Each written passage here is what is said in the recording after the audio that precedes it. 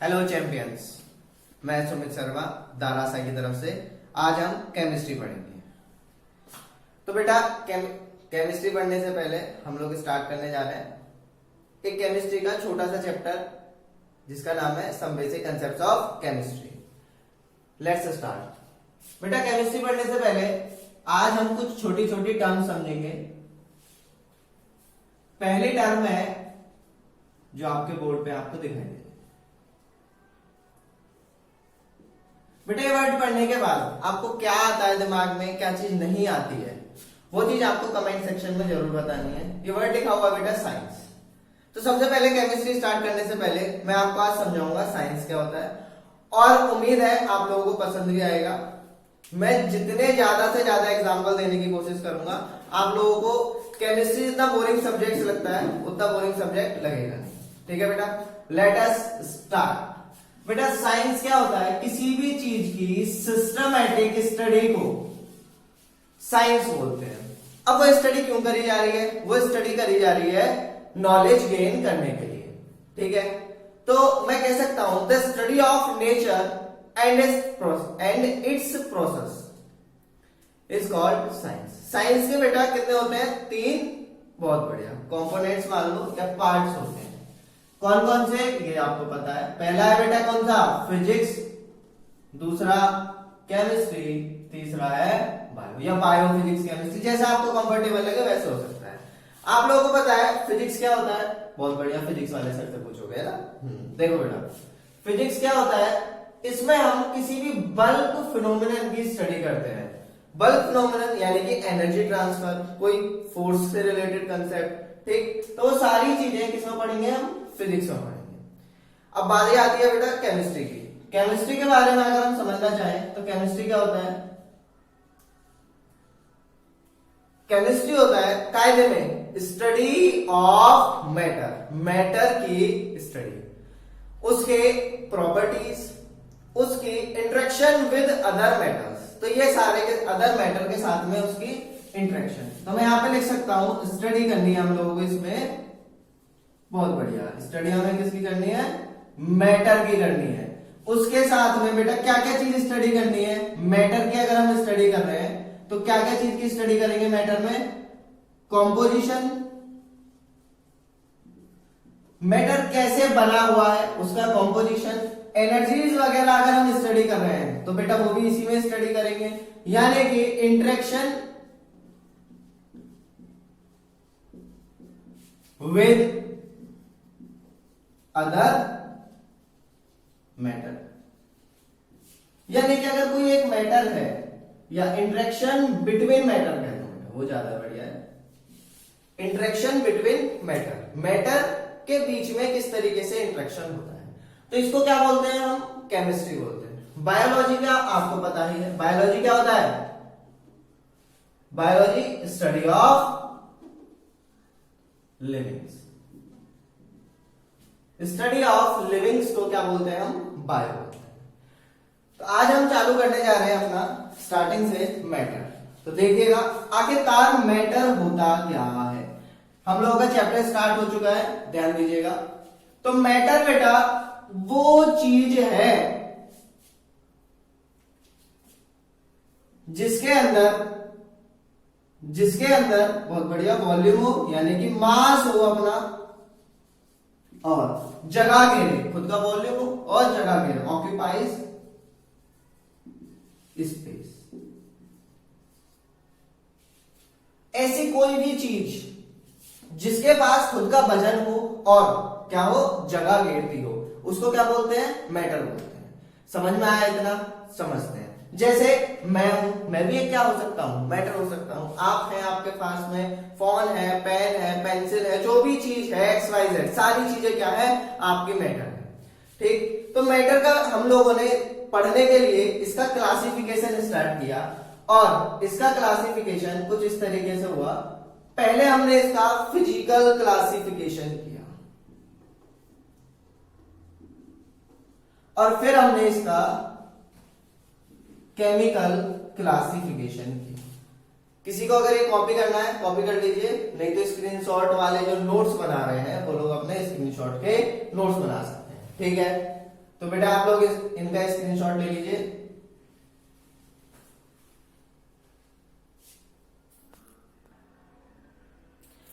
तो आज हमें मैटर का क्लासिफिकेशन देखना है, देखते हैं।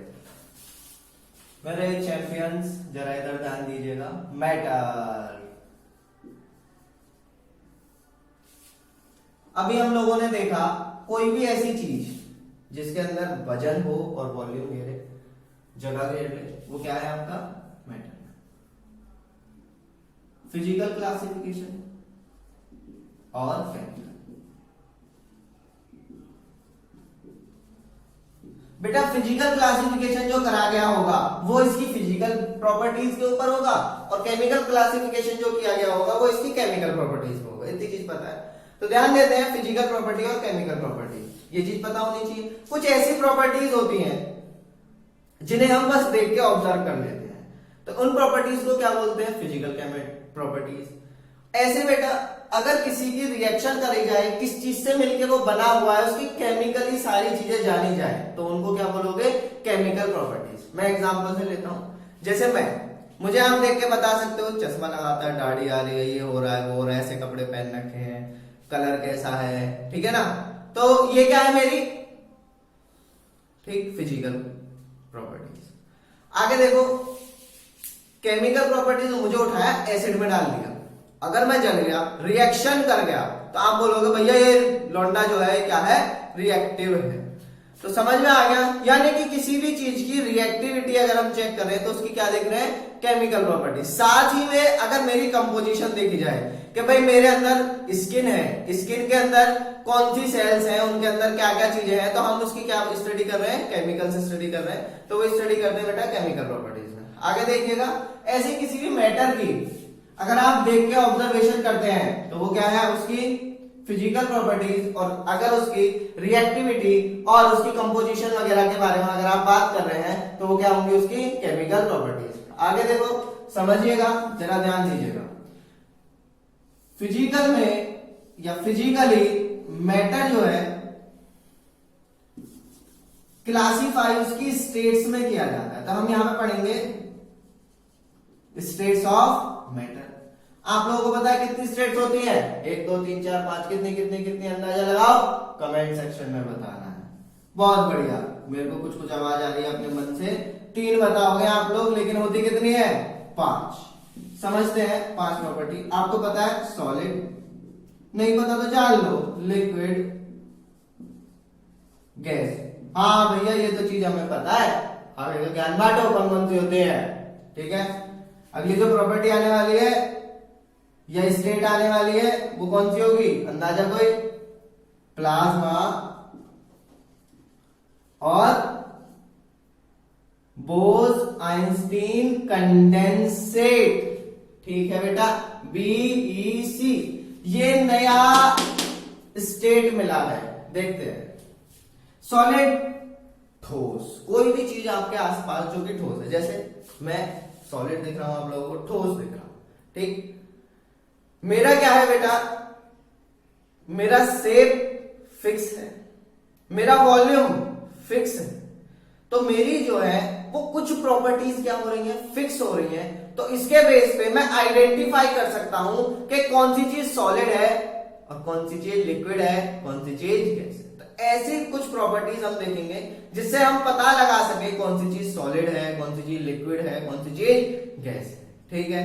चलिए तो समझते हैं, ये चीज आप लोग इसका स्क्रीनशॉट लेना चाहे ले सकते हैं, नहीं तो 2 मिनट और रुकिए, फिर ये वाला क्लासिफिकेशन देखेंगे, फिर उसके बाद बेटा केमिकल क्लासिफिकेशन में हम लोग देखने वाले हैं केमिकली एक मैटर जो है वो कितने पार्ट्स में डिवाइड किया जा सकता है। बेटा वो 2 पार्ट्स में डिवाइड किया जा सकता है, कौन कौन से, एक तो शुद्ध यानी कि प्योर दूध है ना, प्योर, एक मिक्सचर यानी कि पानी मिला हुआ दूध है,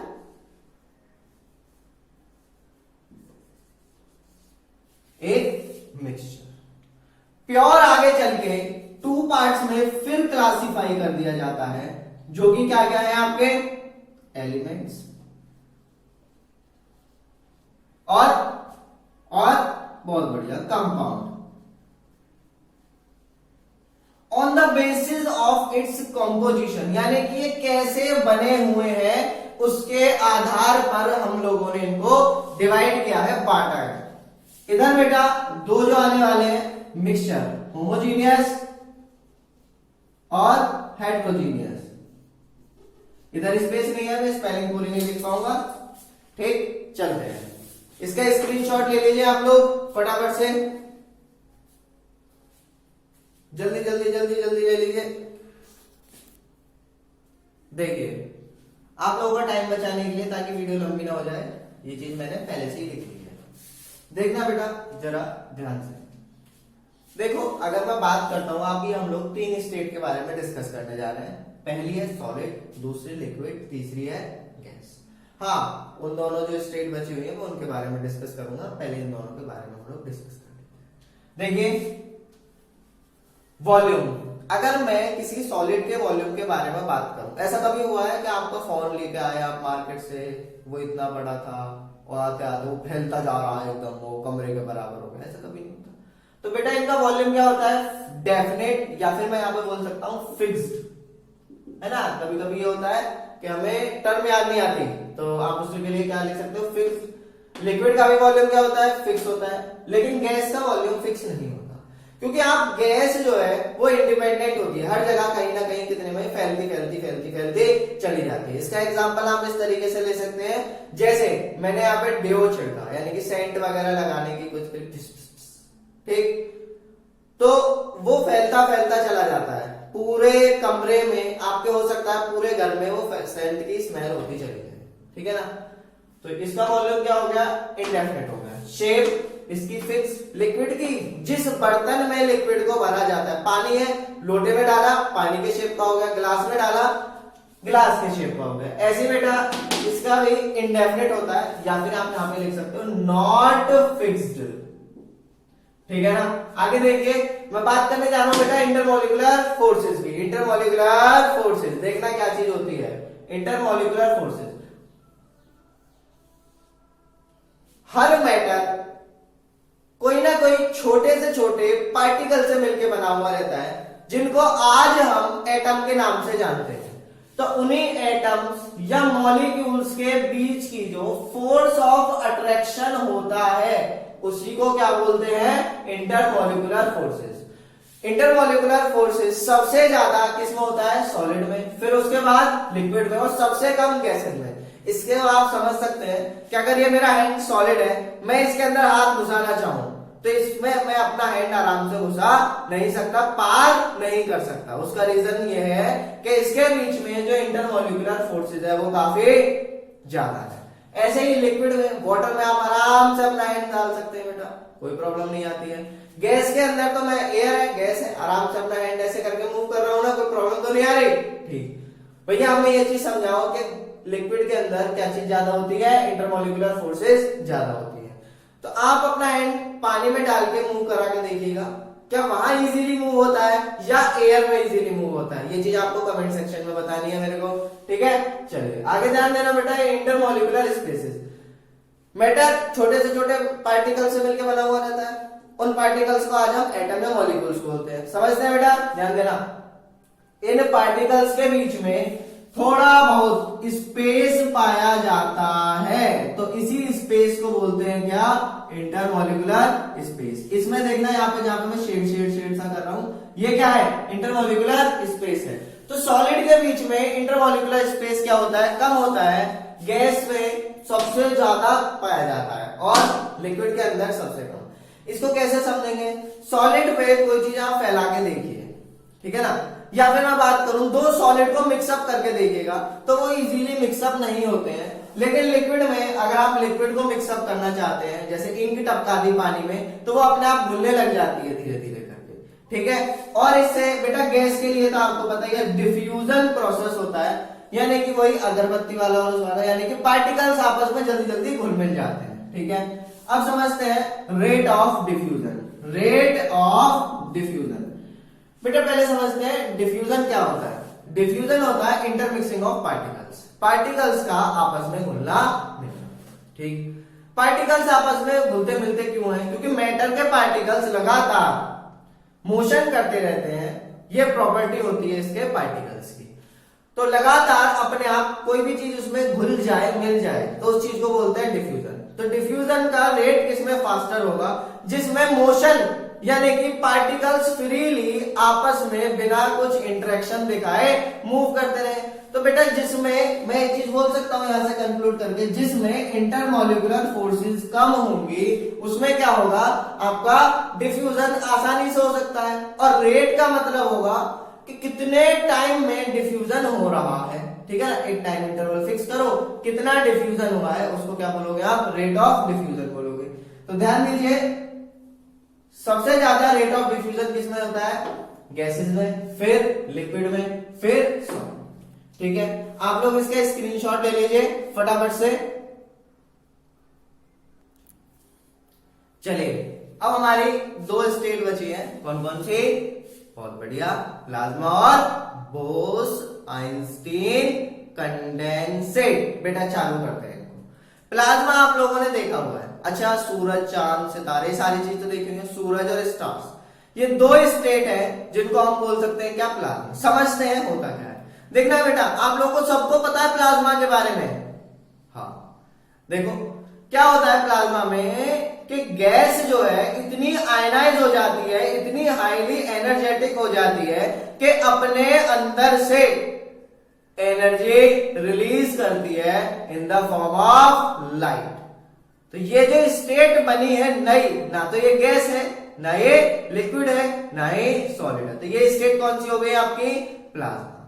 ठीक है, ठीक। चलिए अब देखते हैं बोस-आइंस्टीन कंडेंसेट, समझते हैं इसको। बोस-आइंस्टीन कंडेंसेट, बेटा पता चल रहा है नाम से ही, दो साइंटिस्टों ने दी होगी, बोस और आइंस्टीन। खतरनाक बात यह है इनमें से एक चाचा हमारे बहुत बढ़िया इंडियन है। तो देखिए होती क्या है, एक गैस को हम लोग जमाना शुरू कर दें, जमाना नहीं आजकल वाला जमाना, यानी कि फ्रीज करना स्टार्ट कर दें और बहुत ही ज्यादा लो टेम्परेचर पे ले जाएं, 0 डिग्री केल्विन के आसपास, तो एक नए क्रिस्टल टाइप फॉर्म होंगे, नया एक बहुत ही ज्यादा सॉलिड फॉर्म होगा, ठीक है ना। उसी स्टेट को आप लोग क्या बोलोगे? Bose-Einstein condensate. ये हो गए हमारी पांचों स्टेट्स। मुझे उम्मीद है पांचों स्टेट याद होंगी, कौन कौन सी है? सॉलिड, लिक्विड, गैस, और उसके साथ में प्लाज्मा और बोस-आइंस्टीन कंडेंसेट। ठीक, दो साइंटिस्टों ने इसमें वर्क किया था, ये सारी चीज हमने देख ली। अब हम देखने जा रहे हैं अगला हमारा क्लासिफिकेशन जो है, जिसमें हमने मैटर को क्लासिफाई किया हुआ है दो पार्ट्स में, प्योर, इम्प्योर, फिर उसको दो पार्ट्स में और क्लासिफाई किया हुआ है, उसके बारे में हम लोग स्टडी करने जा रहे हैं। ठीक है, चलिए, पर उससे पहले मेरे कुछ सवाल हैं, उनके आपको जवाब मुझे बताना। ठीक है, समझते हैं। जैसे क्या वाकई में एयर जो है जगह घेरती है? क्या एयर के पास खुद का वजन है? अगर ऐसा है तो ये मैटर है, अगर ऐसा नहीं है तो ये मैटर नहीं। इतनी चीज समझ में आ रही होगी। तो कैसे मैं प्रूव करूं कि एयर के पास, हमें लिक्विड तो हमें समझ में आ जाता है, एयर के पास खुद का वजन है, एयर जगह घेरती है। ठीक, तो ऐसे कुछ सवाल मेरे दिमाग में चल रहे हैं, इनके जवाब देखते हैं। तो बेटा इनके जवाब भी कुछ सवालों से आपको मिल जाएंगे। जैसे क्या अगर एयर जगह नहीं घेरती तो मैं पतंग उड़ा पाता? क्या अगर एयर जगह नहीं घेरती तो क्या मैं वो सोप बबल्स बना पाता? क्या अगर एयर जगह नहीं घेरती तो पानी में लोटा उल्टा करके या मग उल्टा करके हम लोग ऐसे डुबाते तो वहां पे क्या बबल्स बन पाते? क्या वो गुब्बारे से बुलबुले जिनको हम बोलते हैं, क्या वो आपको देखने को मिल पाते? क्या बैलून फूल पाता? ठीक, ये कुछ ऐसे सवाल है जिनमें आपके जवाब छुपे हुए हैं। दूसरी चीज है, अगर एयर के पास मास नहीं है तो क्या जो हमारा एलपीजी सिलेंडर है, गैस भरी हुई है, उसमें खाली होने के बाद उसका मास कम होता है कि ज्यादा होता है? ठीक है, तो ये कुछ ऐसे सवाल है जिनका आपको जवाब देना है, कमेंट सेक्शन में भी दे सकते हैं या फिर आप अपने दिमाग में सोच के इनको सेटल कर सकते हैं। हाँ भाई अगर ऐसा है तो एयर मैटर है, अगर ऐसा नहीं है तो एयर मैटर नहीं है। इतनी चीज समझ में आ गई। तो अगला जो क्लासिफिकेशन देखने जा रहे हैं हम लोग वो है आपका केमिकल क्लासिफिकेशन। ठीक, समझते हैं इसको। देखिए ये आपके सामने लिखा हुआ है केमिकल क्लासिफिकेशन। केमिकल क्लासिफिकेशन हम लोग पहले भी डिस्कस कर चुके हैं। देखते हैं मिक्सचर और प्योर सब्सटेंस। मिक्सचर दो तरीके का होता है, कौन कौन सा? होमोजीनियस और हेट्रोजीनियस।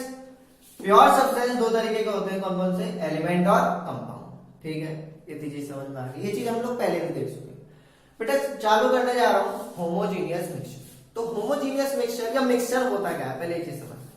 किन्हीं भी दो चीजों का मिश्रण घोल दें आपस में, यानी कि मेरे पास एक पानी है और चीनी है, मैंने इन दोनों को मिला दिया, ये क्या बन गया? आपका मिक्सचर बन गया। तो मैं यहाँ पे बोल सकता हूं कोई भी दो सब्सटेंस है, उनको मैंने आपस में घोल दिया, मिला दिया, तो उनको क्या बोलोगे आप? मिक्सचर बोलोगे। तो मिक्सचर कितने तरीके का होता है? दो, होमोजीनियस और हेट्रोजीनियस। अगर वो चीजें यूनिफॉर्मली आपस में मिक्स हो जाए तो इसको बोलोगे क्या आप? होमोजीनियस मिक्सचर बोलोगे। ठीक, लेकिन अगर वो यूनिफॉर्मली आपस में मिक्स ना हो पाए तो वो क्या होंगी? हेट्रोजीनियस मिक्सचर होगी। अब समझते हैं, यहाँ पे टर्म लिखा हुआ है यूनिफॉर्म और नॉन यूनिफॉर्म। इसका मतलब समझते हैं। मैंने एक सॉल्यूशन तैयार किया हुआ है, एग्जाम्पल से सॉल्ट वाटर का है, ठीक है ना, पानी में नमक घोला हुआ है। अब मैं आप लोगों से बोलूं कि बेटा इसको पीना स्टार्ट करो, तो आपने पीना स्टार्ट किया, तो जैसे जैसे आप इसको पीते जा रहे हैं, या चीनी का पानी ले लो, नमक का पानी तो भैया हम नहीं पी रहे, आप पी रहे ना, ठीक है ना। तो हम लोगों ने क्या किया? चीनी का पानी पीना स्टार्ट किया, तो क्या चीनी का जो पानी है आपको शुरू से लेके लास्ट तक एक जैसा मीठा दिखाई देता है, एक जैसा टेस्ट उसके अंदर आता है? ऐसा है तो बताइए। अगर थोड़ा बहुत चेंज है बेटा, पर कंडीशन ये है कि चीनी जो है वो पूरी तरीके से डिसॉल्व होनी चाहिए। तो इसका मतलब हर जगह पे चीनी, चाहे ऊपर सॉल्यूशन में हो या नीचे सॉल्यूशन में हो, पूरी तरीके से डिसॉल्व हो चुकी है। और हर जगह पे कहीं से भी अगर मैं वाटर या सॉल्यूशन को उठा लूं तो उसकी कंपोजिशन वहां पे उतनी ही अमाउंट ऑफ शुगर मेरे को मिलने वाली है सॉल्यूशन के अंदर। लेकिन हेट्रोजीनियस सॉल्यूशन का मतलब है क्या? Non uniform composition. इसका क्या होगा? नॉन यूनिफॉर्म कंपोजिशन का मतलब होगा कि यहाँ पे इसकी कंपोजिशन जो है अलग अलग जगह पे, यानी कि अगर मैंने एक बीकर में क्या भरा हुआ है? सॉल्यूशन भरा हुआ है, उसकी कंपोजिशन चेंज हो जाएगी। एग्जाम्पल से आप लोग ये अपने घर पे कर सकते हो। मिट्टी ली, पानी लिया, पानी में मिट्टी को डाल दिया, घोलनी शुरू करी। ज्यादा मिट्टी नहीं लेनी है, बस घोली थोड़ी सी, ठीक है ना। तो उसके बाद आप लोगों ने देखा कि ऊपर और नीचे जो है वो मिट्टी ज्यादा मिलेगी। क्या ये चीज शुगर वाले सॉल्यूशन में हो रही थी? नहीं। तो इसका मतलब यहां पे क्या हो रहा है? कंपोजिशन जो है वो सॉल्यूशन की चेंज हो रही है। ऊपर क्या कंपोजिशन थी? मिट्टी कम, नीचे क्या कंपोजिशन है? मिट्टी ज्यादा। तो इसका मतलब यहां पे मैं बोल सकता हूं, ठीक है ना, कि यूनिफॉर्म और नॉन यूनिफॉर्म आपको समझ में आ गया होगा। इतनी चीज समझ में आ गई। बेटा एग्जाम्पल से देखते हैं। अभी आपको दो एग्जाम्पल मैंने दिए, कौन कौन से? सॉल्ट सॉल्यूशन और शुगर सॉल्यूशन। ये तो हो गए एग्जाम्पल किसके? होमोजीनियस के। हेट्रोजीनियस में क्या मेरा जो मिल्क है वो हेट्रोजीनियस होगा कि होमोजीनियस होगा? क्या मैंने इंक में पानी डाला हुआ है या पानी में इंक डाला हुआ है तो वो होमोजीनियस सॉल्यूशन होगा कि हेट्रोजीनियस सॉल्यूशन होगा? इसको मैं कैसे समझूं, क्या चीज करूं? तो इसके लिए आप ये बोल सकते हैं कि एक ऐसा सॉल्यूशन या ऐसा मिक्सचर जिसके अंदर मुझे एक ही चीज दिखाई दे, या तो सॉल्यूट दिखाई दे या सॉल्वेंट दिखाई दे, सॉल्वेंट दिखाई दे, तो उसको मैं बोलूंगा क्या?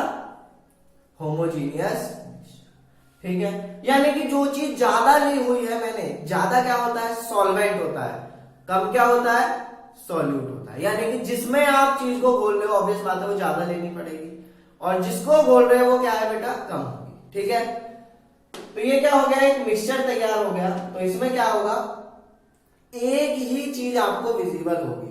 ऐसा कुछ है कि आपने नमक घोला और आप देख लो ये जा रहा नमक, घुलने के बाद आप ढूंढ रहे हो ये रहा नमक, अलग अलग दिख रहा है, तैरता हो।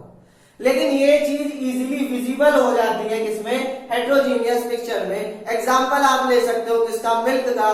बेटा मिल्क के अंदर जो भी व्हाइट सब्सटेंस डिसॉल्व है, क्योंकि वाटर कलरलेस होता है, तो मिल्क के अंदर जो भी व्हाइट सब्सटेंस डिसॉल्व है वो आपको विजिबल हो रहा है, वो सॉल्यूट है उसके अंदर, यानी कि वो घोला गया है। वो प्रोटीन हो सकता है, वो विटामिन हो सकते हैं, वो कुछ भी चीज हो सकती है।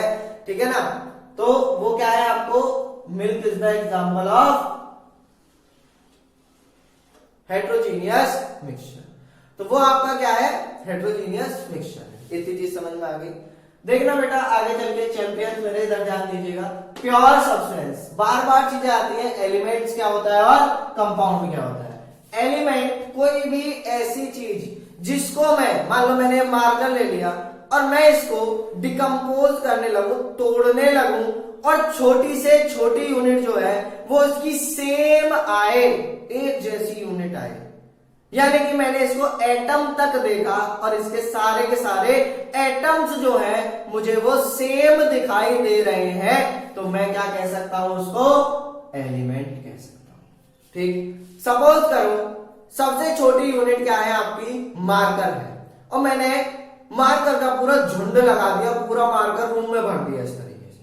ठीक, तो मैं मार्कर को उस टाइम पे क्या बोलूंगा, एलिमेंट है। ठीक है, ठीक। अब वही मार्कर यहां पे ब्लू है, ठीक, लेकिन मैं इसमें ब्लैक और ब्लू का कॉम्बिनेशन ले लूं और ये आपस में दोनों को टेप से जोड़ दूं। ठीक है ना, तो मैंने आपस में इसको टेप से जोड़ा हुआ है। अगर मैं इसकी एक यूनिट निकाल लेता हूं तो मेरे पास कितने मार्कर आएंगे, 2 मार्कर आने वाले हैं। ठीक है, एक ब्लैक वाला और एक ब्लू वाला। ठीक, ठीक है, फिर मैं इसको और डिकम्पोज कर सकता हूं ना, हाँ, मेरे पास 2 अलग अलग तरीके के और मार्कर्स मिल सकते हैं, कौन कौन से, ब्लैक और ब्लू।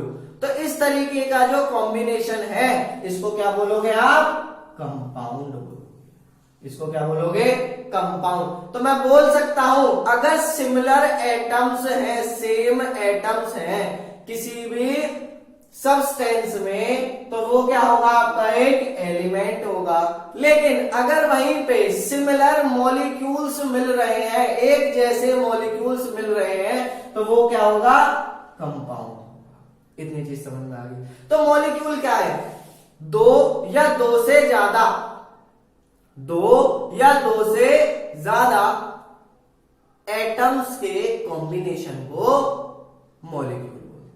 और इन मॉलिक्यूल को अगर ये एटम्स डिफरेंट हैं, अलग अलग हैं, ठीक है, जैसे एक सोडियम का हो गया, एक कैल्शियम का हो गया, ठीक है ना, या फिर एक सोडियम का हो गया, एक क्लोरीन का हो गया, ठीक है, ग्लूकोज के हो गए, ठीक है ना, ग्लूकोज में क्या होता है, CH और O होते हैं, तो ये कॉम्बिनेशन बनाए, डिफरेंट डिफरेंट है, तो वो क्या बनाएंगे, एक आपका कंपाउंड। लेकिन अगर ये सेम है तो बेटा देखना, अगर मैं 2 मार्करों को सेम ब्लू वाले मार्कर्स को आपस में इस तरीके से जोड़ूं और बाद में आगे चल के इसको डिकम्पोज करूं, तोड़ूं, तो मुझे 2 ब्लू मार्कर ही मिलेंगे, यानी कि उसके एटम्स कैसे मिलने वाले हैं, सेम मिलने वाले हैं। तो ये चीज हो गई आपके एलिमेंट। ठीक है, तो एलिमेंट्स जो होते हैं आगे चल के क्लासिफाई करेंगे मोनो एटॉमिक, डायटॉमिक और पॉलीएटॉमिक। मोनो एटॉमिक का मतलब यानी कि एक सिंगल एटम आपस में कंबाइन रहेगा, ठीक है ना, कंबाइन रहेगा क्या, एक सिंगल एटम में कोई कॉम्बिनेशन बॉन्डिंग दिखाई